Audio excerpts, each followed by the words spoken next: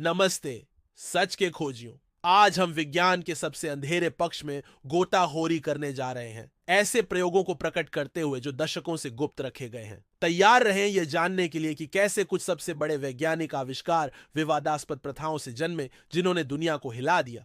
हम CIA की M केल्टा परियोजना से शुरू करते हैं, जो 1913 में शुरू हुई थी। यह गुप्त कार्यक्रम मानसिक नियंत्रण की तकनीक विकसित करने का प्रयास कर रहा था, जिसमें LSD, सम्मोहन और मनोवैज्ञानिक यातना जैसी दवाओं का उपयोग किया जाता था। हजारों लोगों को बिना उनकी अनुमति के प्रयोगों सब्जेक्टेड किया गया, जिनमें मानसिक अस्पतालों के रोगी और कैदी शामिल थे।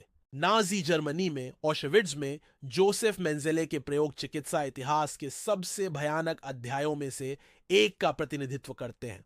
मौत का देवदूत के नाम से जाने जाने वाले मेंजेले ने जुड़वां बच्चों पर आनुवंशिक प्रयोग किए, आंखों के रंग में बदलाव के प्रयास और बिना एनेस्थीसिया के सर्जरी की, सब कुछ कथित नस्लीय विज्ञान के नाम पर।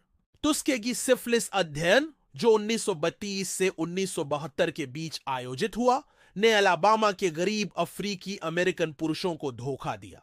शोधकर्ताओं ने जो वे खराब खून कहते थे, उसके लिए मुफ्त इलाज का वादा किया, लेकिन वास्तव में वे सिफिलिस की बिना इलाज की प्रगति का अध्ययन कर रहे थे, जबकि पेनिसिलिन मिलने के बाद भी जानबूझकर इसे रोकते रहे। 1950 के दशक में डोनाल्ड हेब के संवेदी वंचना प्रयोगों ने विश्वविद्यालय के छात्रों को दिनों तक क्यूबिकल में अकेला रखा, पारदर्शी चश्मा और मोटी दस्ताने पहनने वाले। इन अध्ययनों ने यह प्रकट किया कि मानव मस्तिष्क अत्यधिक अलगाव में कैसे प्रतिक्रिया करता है, लेकिन प्रतिभागियों में भ्रम और दीर्घकालिक मनोवैज्ञानिक समस्याएं पैदा की।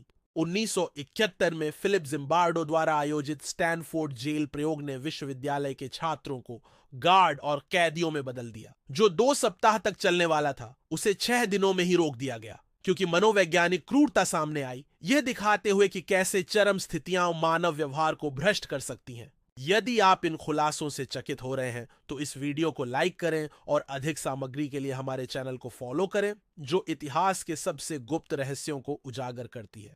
सोवियत संघ में सर्गेई ब्र्यूखोनेनको के पुनर्जीवन प्रयोगों ने एक मशीन का उपयोग किया जिसे ऑटोजेक्टर कहा जाता है, ताकि वे काटी हुई कुत्तों के सिरों को घंटों तक जीवित रख सके। ये भयानक प्रयोग हृदय सर्जरी और अंग प्रत्यारोपण की तकनीकों के विकास में योगदान देते थे। 1940 और 1950 के दशक में नागरिक आबादी पर गुप्त परमाणु परीक्षण हुए। अमेरिकी सरकार ने जानबूझकर सैनिकों, कैदियों और यहां तक कि अनाथालयों में बच्चों को विकिरण के संपर्क में लाया, ताकि इसके प्रभावों का अध्ययन किया जा सके, बिना प्रतिभागियों को जोखिम के बारे में बताए।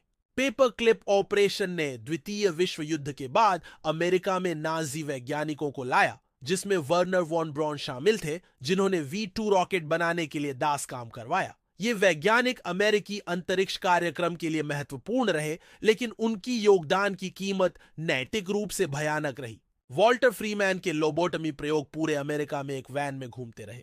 आंखों के गोलार्धों के माध्यम से बर्फ काटने वाले से मस्तिष्क की सर्जरी करते रहे।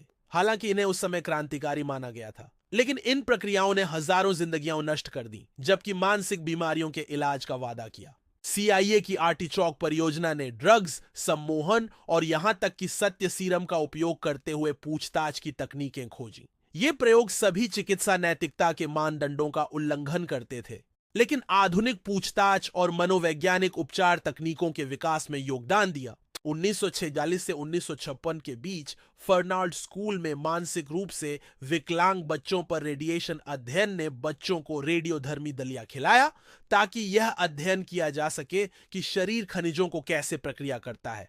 बच्चों को बताया गया कि वे एक विशेष विज्ञान क्लब का हिस्सा है, लेकिन वास्तव में वे प्रयोग करने वाले तरीके के रूप में उपयोग किए जा रहे थे। ये प्रयोग, हालांकि उन्होंने महत्वपूर्ण चिकित्सा और वैज्ञानिक प्रगति में योगदान दिया, हमें अनुसंधान में नैतिकता के महत्व की याद दिलाते हैं। उन्होंने औपचारिक सहमति और नैतिक पर्यवेक्षण के कड़े कोड के विकास का नेतृत्व किया, जो आज अनुसंधान प्रतिभागियों की रक्षा करते हैं। इनमें से कौन सा प्रयोग आपको सबसे अधिक चकित करता है? क्या आपको लगता है कि वैज्ञानिक प्रगति के मामले में उद्देश्यों का साधनों को सही ठहराने का अधिकार है? अपनी राय टिप्पणी में साझा करें और इस वीडियो को अधिक लोगों के बीच जागरूकता फैलाने के लिए साझा करना न भूलें।